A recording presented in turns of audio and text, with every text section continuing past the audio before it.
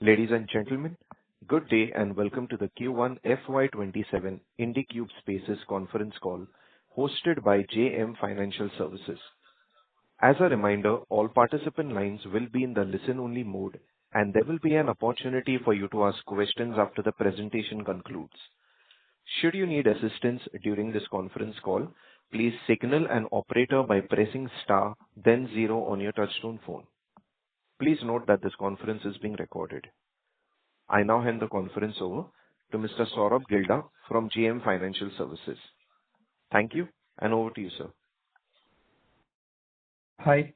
On behalf of JM Financial, I welcome you all to the Q1FY27 earnings call of Indiqube Spaces Ltd.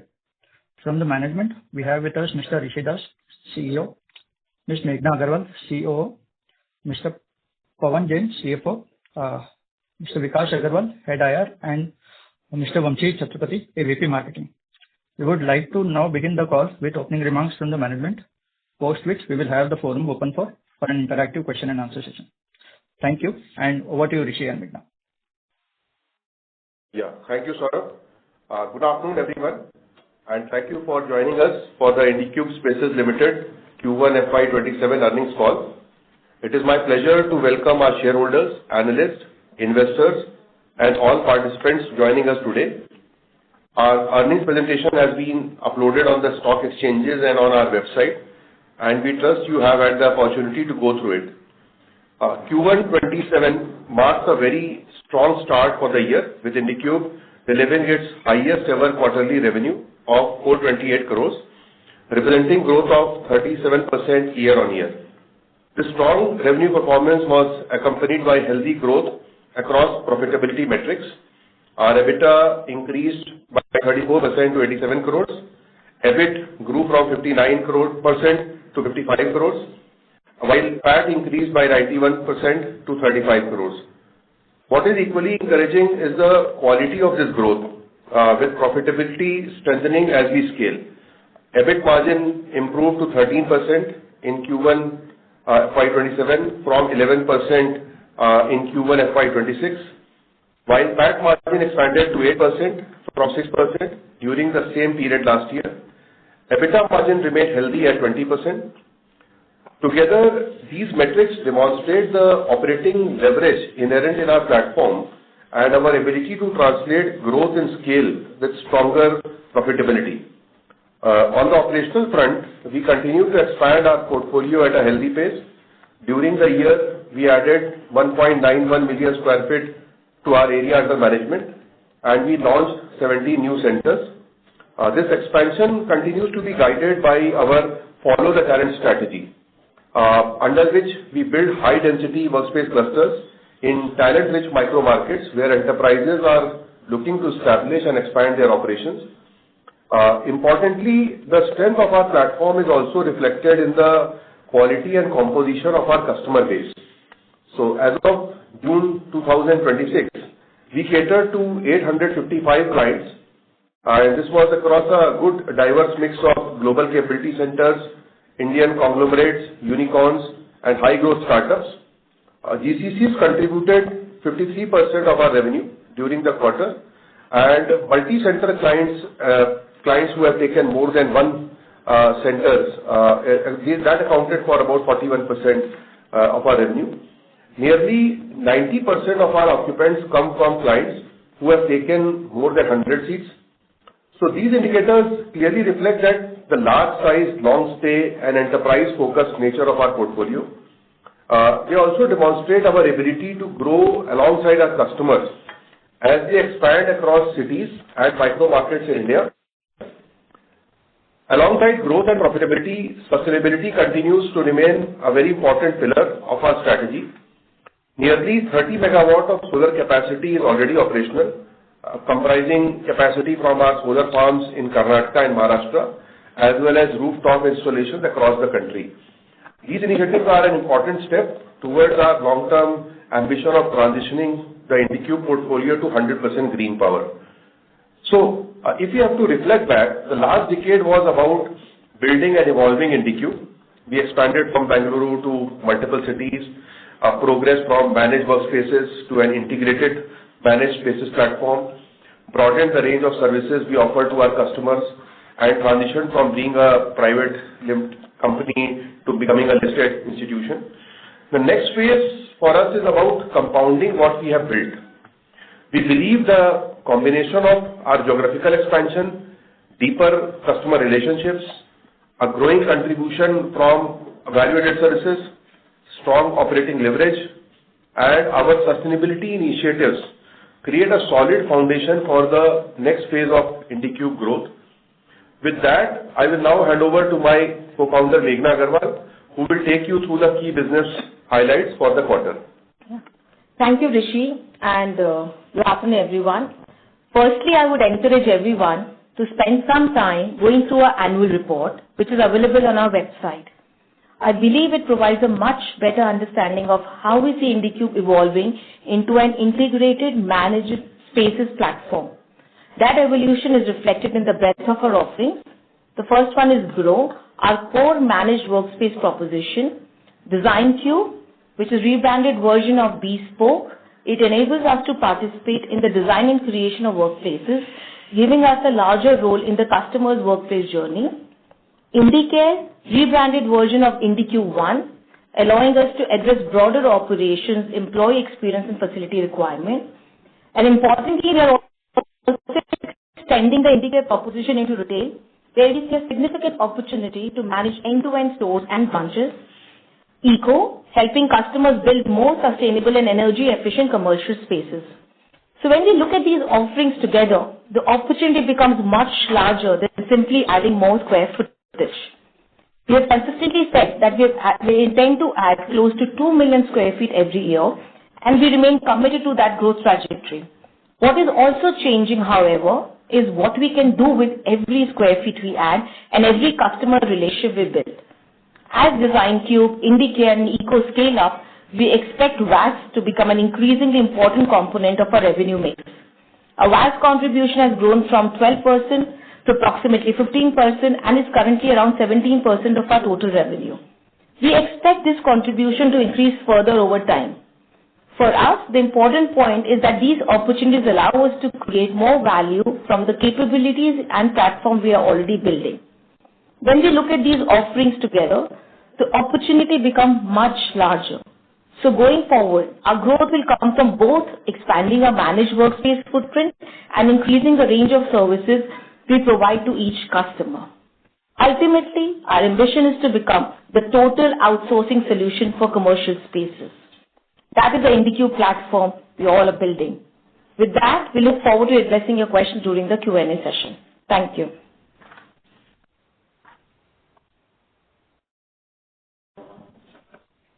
Thank you. We will now begin with the question and answer session. Anyone who wishes to ask a question may press star and one on their touchtone telephone. If you wish to remove yourself from the question queue, you may press star and two. Participants are requested to use handsets while asking a question. Ladies and gentlemen, we will wait for a moment while the question queue assembles.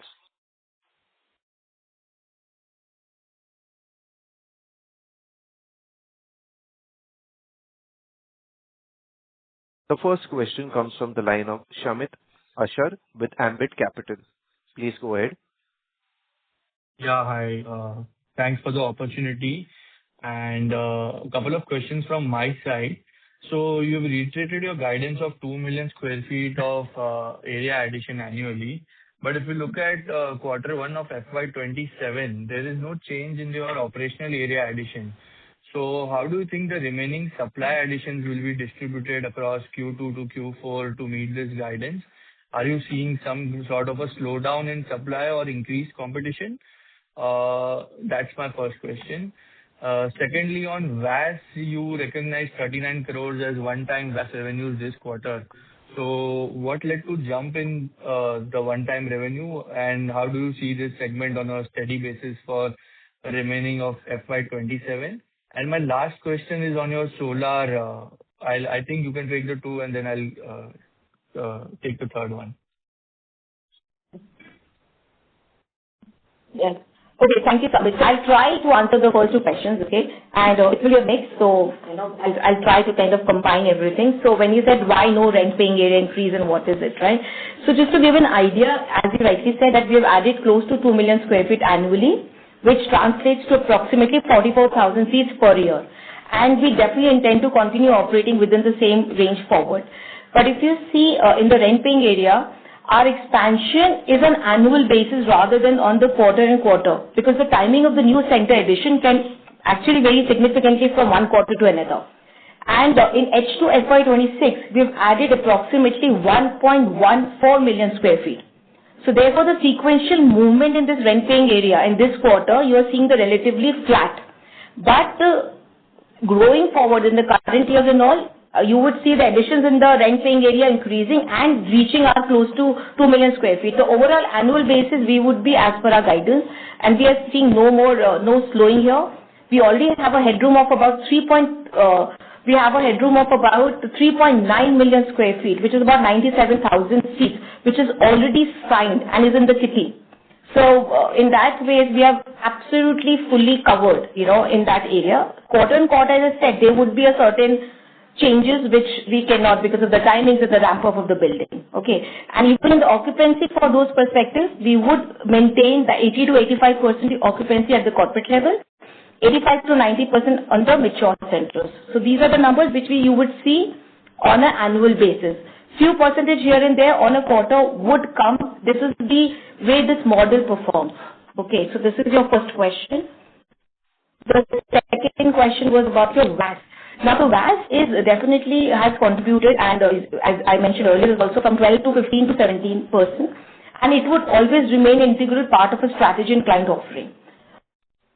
And so VAS we track on a consolidated basis. So for your first time revenue, when you mentioned, it is because of all the three other services, which is your Designcube, Indicare, and Echo. So although this would be like a one-time affair, but we have mentioned in our presentation also that you have to consider the reoccurring kind of a nature, because this kind of a growth would keep coming.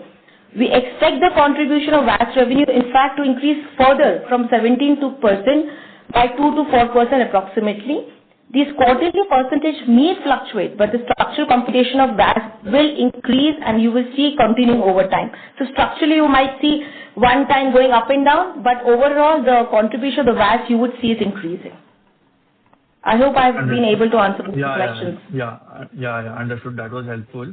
And second, and lastly, on your solar, so can you just lay down how much of capex have you, earmarked for solar till date, and what kind of IRRs are you expecting from your solar investments? That's it from my end. Yeah, thank you, Shamik. So as mentioned, we have now 30 megawatt of operational capacity, and this year we intend to add another 25 to 30 megawatts worth of capacity, translating into a requirement of about 100 to 120 crores capital expenditure that is there. And our solar IRR has been very healthy. Typically, it has been between 18 going up to 22% kind of an IRR. Wherever we have invested in solar, our paybacks have been extremely good on that. So we will continue to doubling down, because as we are expanding and as our clients, a lot of green transition is happening. So they are expecting us to provide a full-blown sustainability solution. So we will add for us, and we'll also do a small part for our clients as and when they require a green transition.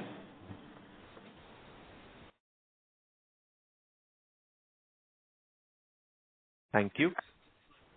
The next question comes from the line of Yashash Gilganchi with Bob Capital Markets Limited. Please go ahead. Good afternoon, team. Thank you for taking my questions. I would like to know what proportion of rents was contributed by IT tenants over the quarter, and what percentage of these tenants are GCCs? So, thank you, Yash. So, if you look at what our revenue, about 52% of our revenue is coming from global capability centers, and 28% comes from the startups 23% comes from startups and unicorns, and about 28% comes from Indian enterprises. Now, this Indian enterprises basically cover our IT services companies also, the like the mid caps and all that, which are Indian origin IT companies. And then we have other companies like say Mahindra Logistics or TVS kind of companies are also there. So basically, the Indian IT services companies are a part of this 28%. We don't have the exact breakup on this 28, but you can imagine about 10 to 12% will be that. The large percentage being the global capability centers. Okay, understood. And I see that interest expense on your outstanding debt seems to have gone up. Please help me understand what drove this increase. Can you repeat the question, please? I noticed that interest expense on your outstanding debt seems to have gone up. Just please help me understand what drove the increase. Hi, Yashash. Vikas here. So our debt has increased because, as Rishi sir told, that we have increased the solar plant and all. And for that purpose, we have taken the debt for the solar purpose, not for our normal business, leasing business. Okay, understood. Just following up on a question my colleague asked a while earlier, just to confirm my understanding, so even growth in rentable area would be close to 2 million square foot each year, although with a lag. Is my understanding correct? Yes.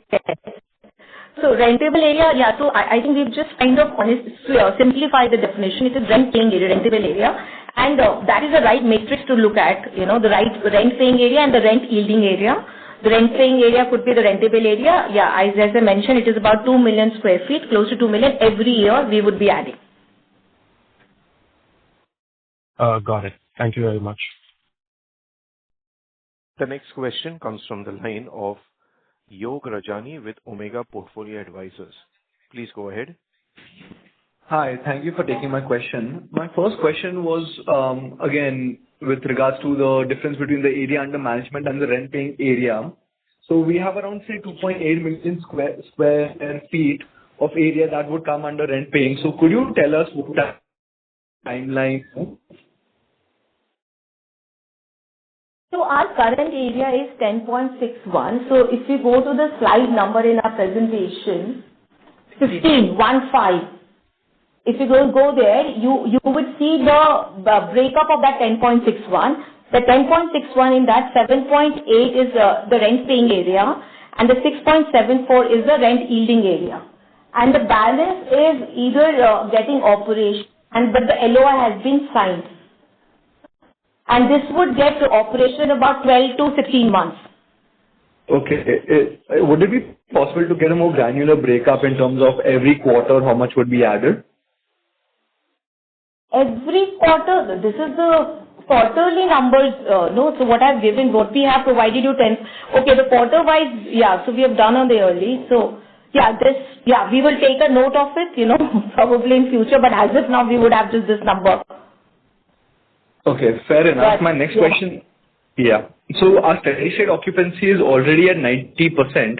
So going forward with growth coming in, do we see the same level of profitability to be maintained, or do we see the profitability to be slightly neutral or lower, given that newer centers might take a while to break even? Yeah, I mean, the thing is, we always maintain that there would be a certain range quarter on quarter. So the occupancy for the corporate level would be always in the range of between 80 to 85%. Sometimes it goes 81, 82, sometimes it will be 85, 86. And for the mature centers, which is more than 12 months, it would be in the range of 85 to 90. Okay, 88 and 90. And even for that matter, even EBITDA margin would range from 19 to 21%. My EBIT margins would be in the range of 11 to 13%, and my PAT margin would be in the range of 8 to 10%. So annually, you would see this range happening, and whether my occupancy is 1% down here and there, but my margins would remain exactly in the same range, and you would see that seeing in the coming quarters and years. Yes. My point was more with regards to the growth. So assuming the steady state occupancy remains what it is, the newer footprint that we plan to add would not break even quite soon. It would take, say, around 36 months to break even. So wouldn't that have an impact on our overall profitability? No. So our break-even, our break-even is not, first, I'll tell you what. Our new centers typically take 5 to 6 months to reach operating break-even, which is approximately about 50 to 57% of occupancy. And from there, the center continues to ramp up, and we typically reach around 90% occupancy within 9 to 12 months. So this is the number. So it's not about 36 months. It's the full capex recovery we are talking about. But my break-even is within 5 to 6 months. That is also clear in my slide 17. If you see, the operational break-even is only 6 months, and the steady state is 12 months. So very, very well we have mentioned in there also. So it would, even with the growth, there will be no effect on the margin. There will be no pressure on the margin, if I may say so, in a simpler term. It will be in the same ranges which I mentioned before. All right. Thank you. The next question comes from the line of Saurabh Gilta with JM Financial Services. Please go ahead. Yeah, hi. My first question is on the recent new center addition that we have done in Noida. Congrats on signing a large center. I think it's not just largest in NCR, among the largest across our entire portfolio. So just wanted to get a sense in terms of, timeline of operational for this center and, what's giving you confidence to add such a, large centers, since we have been, focusing on, decent sized centers till now. So just wanted to get a sense how much of this is demand back. So thank you. So this will go live by middle of next year. So you see that Q2FY28 or maybe Q3. That's the timeline in which the building should go operational. And because we have been present in the NCR, we already have 2 centers in Noida and we have few centers in Gurgaon. So we have a fair amount of recce done in that market, and we believe that the timing was right to basically do a large center where we can create basically a very high quality product and showcase and provide a very tech park grade experience for our occupiers. And then, as you know, we are seeing a lot of tides turning in Noida, especially because of the better administration, law and order, as well as the Jewar airport starting. All these things, I think, are culminating, and we are quite bullish on that. So that gave us the confidence that let's look at picking up a larger supply and doing a high quality product and then taking it up over there. So yeah, but it is not like any demand backed or as such, because as you will know, most of the buildings that we pick up, we proactively pick them up. We don't do too much of back to back, but once in a while, if there is a customer requirement, we do that. But a large part of our supplies have been because we believe in the market, and our philosophy of basically land, expand and build scale. That is what exactly is playing out in Noida, where we landed a few years back. We basically got the confidence, and now we are in the expand phase. And hopefully you will see the same strategy playing out in other cities also soon.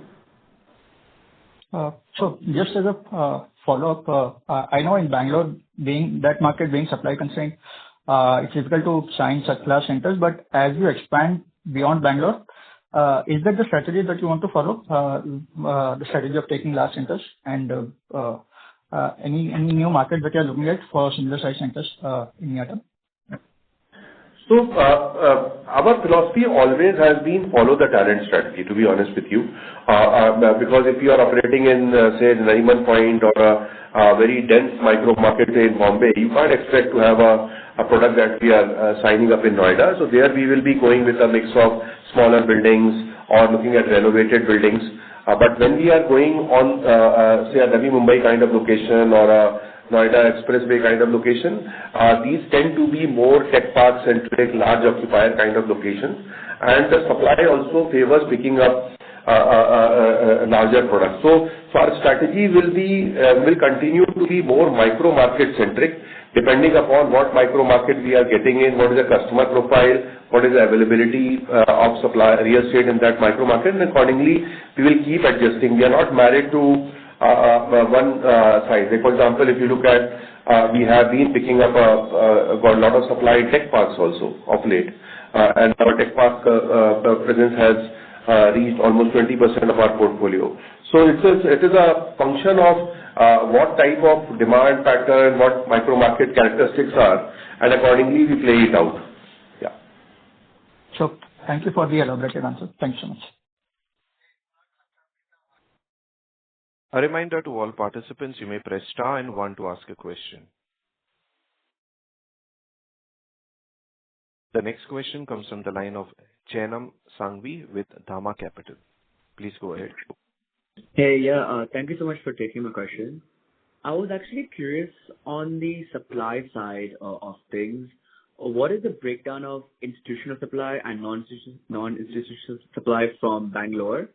You have about 76 centers in Bangalore, and also your newer Noida lease. Is that institutional or non-institutional? So it is a non-institutional supply, even though the supply size is very large. It is a property owned by a large ultra HNI family group. But if you look at about 20% of our supply is from institutional, which is like typically the listed REITs or a large fund kind of a thing. And the remaining is from the ultra HNI landlords. And definitely we are seeing the share of institutional supply is growing in our portfolio. This used to be about 12% a couple of years back, and now it has about 20% of our overall portfolio. Yeah. Okay, and to follow up on that, how does pricing differ between these institutional supply and the HNI supply? So, I will say, obviously, it depends upon the quality of the product. And as you can guess, the institutional supply product typically tends to be of a better grade. So definitely their pricings are higher on an average. Their common area maintenance costs tend to be also higher. But at the same time, the profile of the customers that we are able to attract are also a large percentage of them are global capability centers. So they tend to pay a higher basically price as well. So we are not seeing like even though we are paying higher in the institutional grade, I think from a margin perspective we are fairly consistent whether it is a institutional supply or it is a ultra HNI driven supply. Okay, got it. Thank you so much. Thank you, Janam. The next question comes from the line of Jaykant Beria with IIFL Capital. Please go ahead. Yeah, hi. Thanks for the opportunity. I just wanted to get some sense of the cash flows for the quarter. So, what's the kind of OCF that we have generated for the quarter, and what has been the capex? And if you could also provide some sort of capex guidance for the balance of the year. Thank you for this question. And, let me be super candid with you.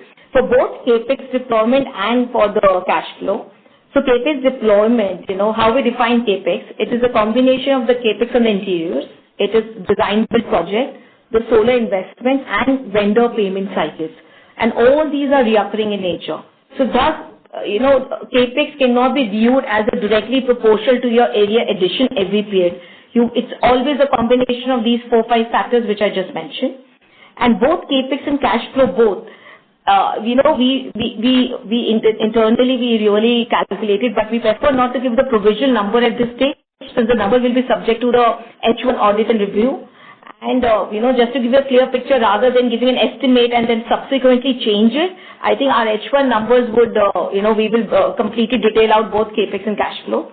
But since it was not audited as of now, so, I would refrain from talking about the numbers because it might change here and there a little bit. Sure. Thank you.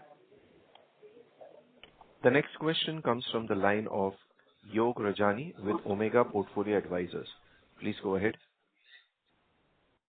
Hi, I had another question. So our overall revenue to rent ratio is 2.2. Could you give us a bit more detail on it on a city basis? Are there cities that are materially higher and cities that are materially lower, and what would the range be?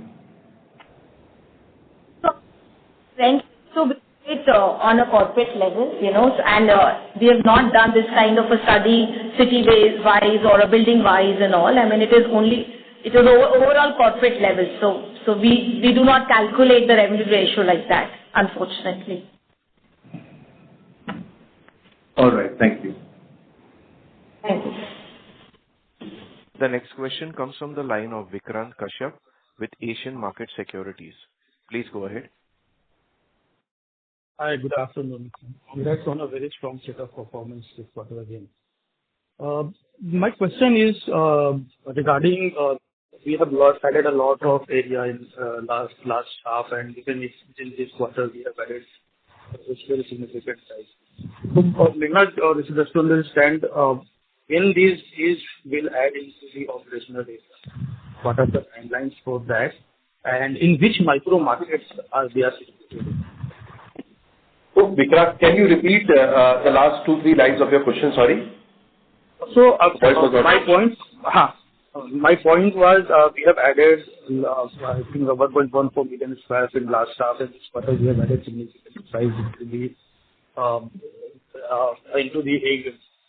My question is, what are the timelines for those that we added in the last half, and in which micro markets? Yeah. So basically, thank you, Vikrant.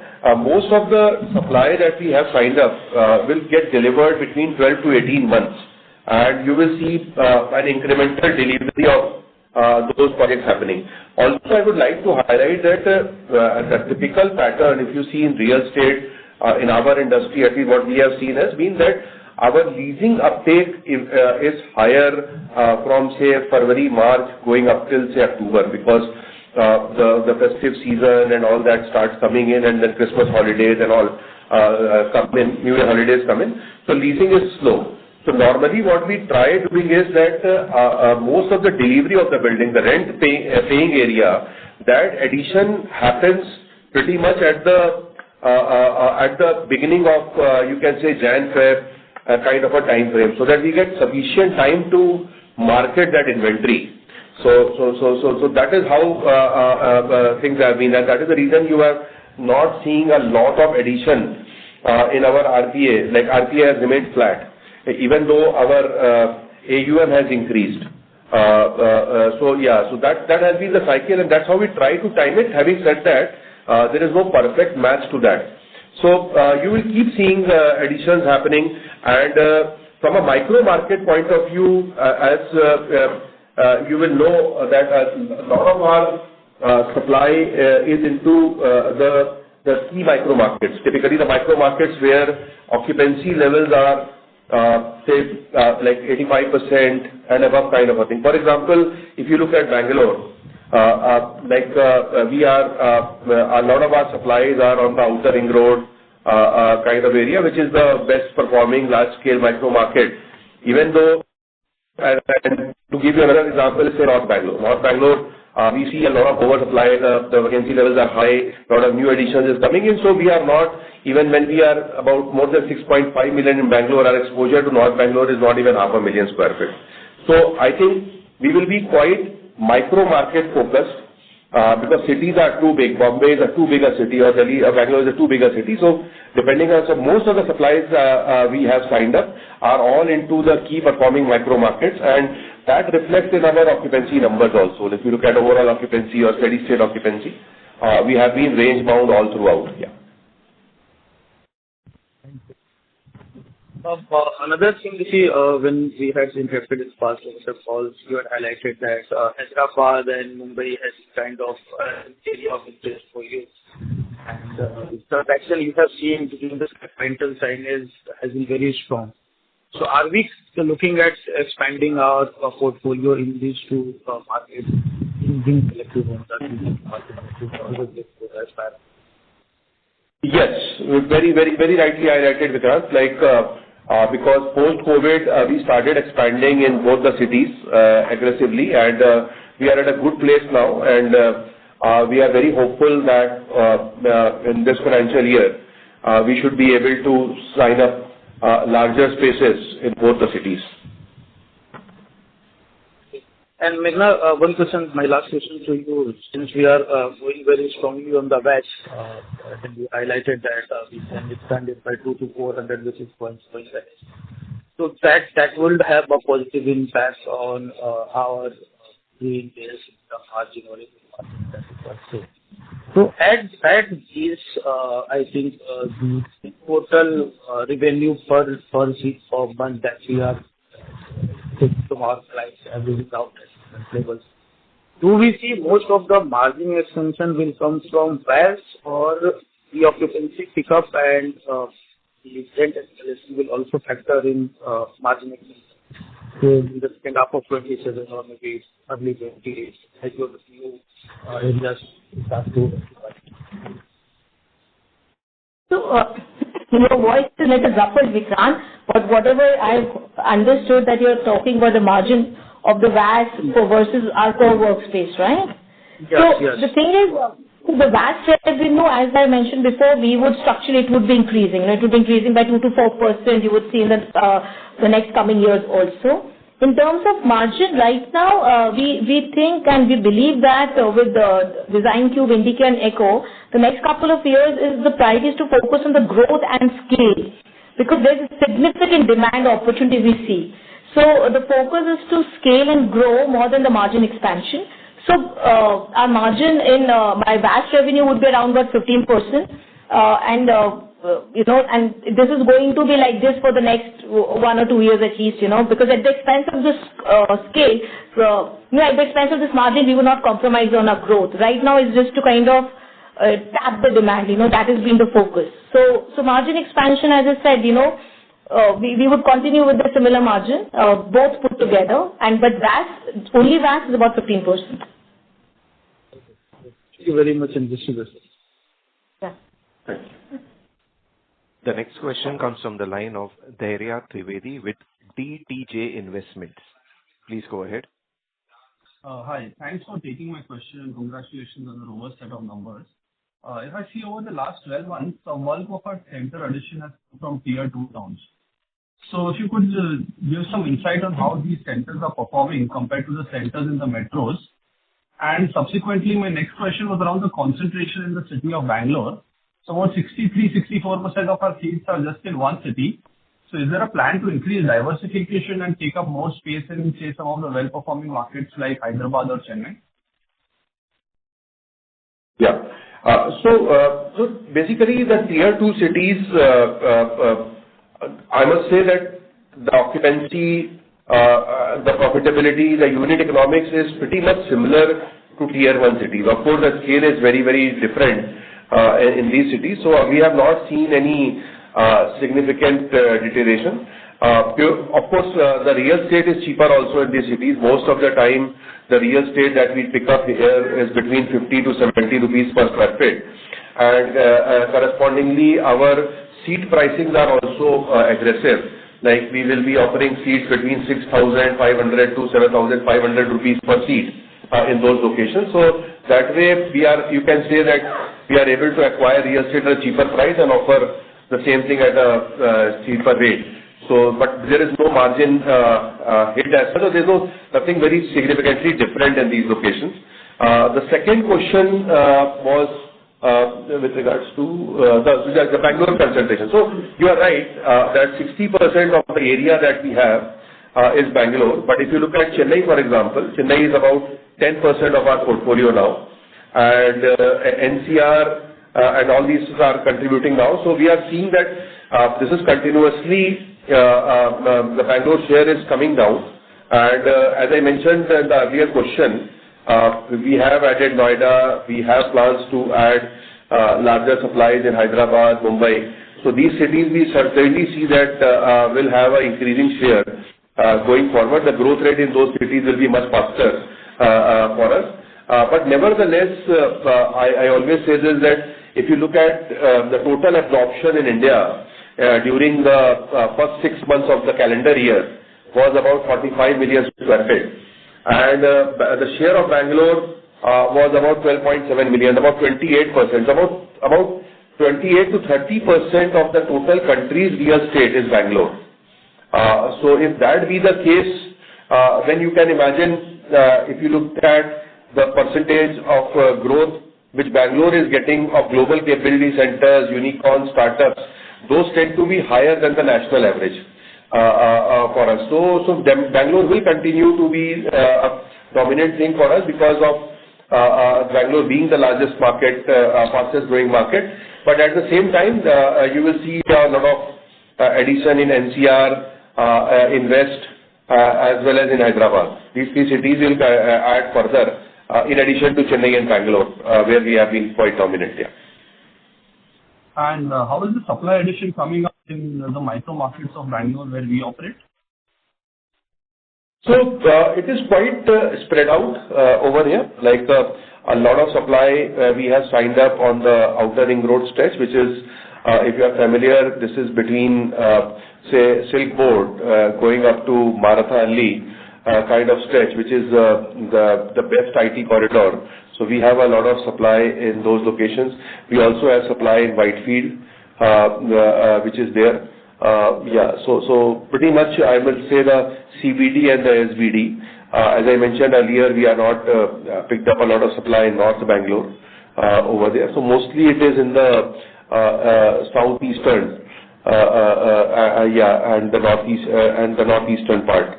That is where bulk of our supplies are coming in. Sure. And since our occupancies are already at 86%, could you give some insight on, at what levels do occupancies peak out? And then, I mean, the further growth, will it come from revenue growth for every seat, basically? So, as Meghna had mentioned, our steady state centers, which are more than 12 months, the occupancy ranges between, say, 86 going up to 90%, 91%, like that kind of a range. And that is what, if you forget about future, if you were to look at last 3-year data, you will see we have been pretty much in that range. And the overall occupancy is about 81 going up to, say, 84, 85%. And currently it stands at 86%. So there will be some fluctuation in that. So I think it's better to pick up a range which is 86 going up to 90 for steady state centers and 82 going up to, say, 85, 86 for the overall occupancy. So the way, as I mentioned, like the high quality supply, the good micro markets that we have in the coming pipeline, we are very, very hopeful that we should be able to maintain our occupancies in this range. And so far, we maintain occupancies in this range. We don't see any margin pressure. Like if 90 becomes 88 or 89, we don't see that will result in a fall in the EBITDA margins. The good part is that our sensitivity to this is not very, very high. Yeah. Sure. Thank you and all the best. Thank you. The next question comes from the line of Hitendra Pradhan with Maximal Capital. Please go ahead. Yeah, hi sir. Thanks for the opportunity. I hope I'm audible. Yes. So I'm referring to slide 19. I see that the GCCs account for 50% and Indian enterprises account for about 30%. So my question is, I mean, what kind of growth we are expecting from the GCC side? I mean, they're adopting the flex space going forward at an industry level and at our company level. And the same goes for the Indian enterprises. And for the GCCs, in terms of the geography, maybe you partly answered this, but which specific cities you expect that growth to materialize more, and do we have the supply to get to that? Yeah. So as you rightly mentioned in the slide, our area mix by sectors is quite distributed. And I would like to remind basically that if you look at 2020-21 scenario, when GCCs were not so much in the news, I think the flavor of the season at that time were the startups, the unicorns. So they were very, very dominant. Indian enterprises, which also constitute small percentage of IT, that was booming very heavily. The Indian companies, the likes of Mahindra Logistics or TVS, they continue to grow as per our GDP numbers over there. And certainly in the last 2-3 years, we have seen the GCCs have picked up. What used to be about 42% has come down to now 49-50%. But the good part is that this is quite spread out. And this is not just true for us, this is true for the India growth story. So something or the other has been cranking for the real estate segment. And that is why you see India is today now almost touching 1.1 billion square feet. So if you look at a 25-year data of commercial real estate in India absorption, the absorptions have been very, very secular, like typically the growth-wise. 6-7% real estate growth in India continues to happen, and that is how we look at it. So we see that certainly the GCCs from 49% today may grow to 54-55% typically, but we don't see that changing very, very drastically, and we want to keep it that way. Now, if you look at the second part of the question, definitely Bangalore being the largest, we have a very substantial amount of GCCs over here. But the other big city that we see is Hyderabad, where the GCC activity is very, very robust, which we see. So these are the two cities where we see the bulk of the action happening. And as I mentioned earlier, we have already signed up Noida. You will see hopefully us picking up larger spaces in Mumbai as well as Hyderabad. And there the focus will be global capability centers. Plus, we are also doubling down on our institutional supply. That's what I mentioned earlier. Today, our institutional supply is about 20% of our portfolio. Now, a lot of institutional supply gets picked up by global capability centers. So our supply is quite well aligned, I must say, with the global capability centers. Okay. Thank you, sir. And the second question is related to slide 16. I mean, the steady state of occupancy is 90%, and you've guided, to expect higher ITs sort of occupancy from the mature portfolio. So my question is, sir, can you give us some color on the renewal that is due this year? I mean, what happens when, there is clients which are up for renewal? And, if you can give us some sense of, what are the renewal rate there, and if what sort of, pricing step up that we can expect, or whenever those things are triggered, what happens basically? Was curious to know more about that. So the good part has been that our attrition, if you see, has been negative. Now, when I say attrition has been negative, means basically that if you take on, say, 31st December, if there are a certain number of customers, and if some customers leave on 1st January and some customers decide to grow typically on 1st January, overall the customers who are with us on 31st December, the more seats that they have taken with the people leaving, that number is a positive number.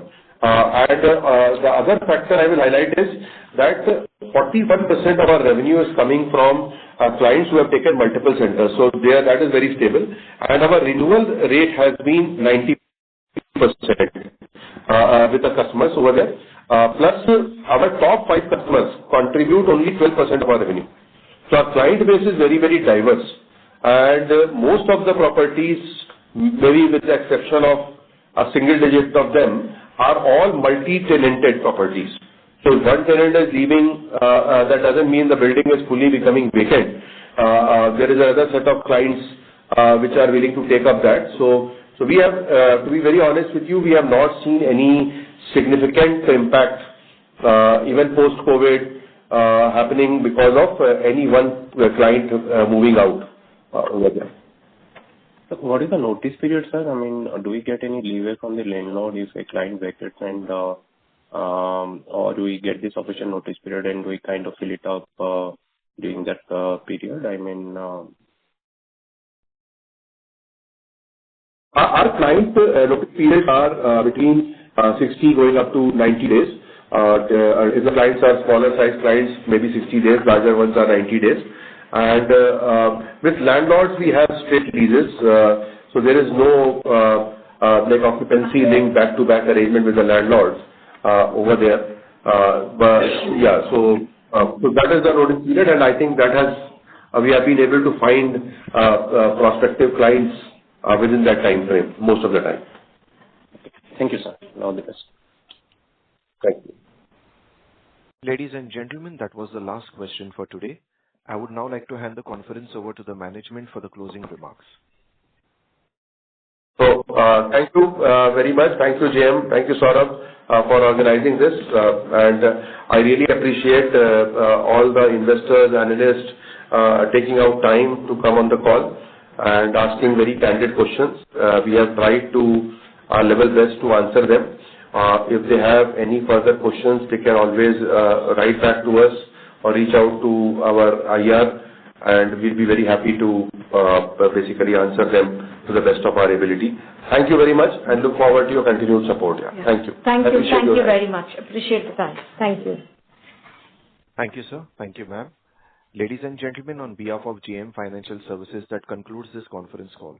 Thank you for joining us, and you may now disconnect your lines.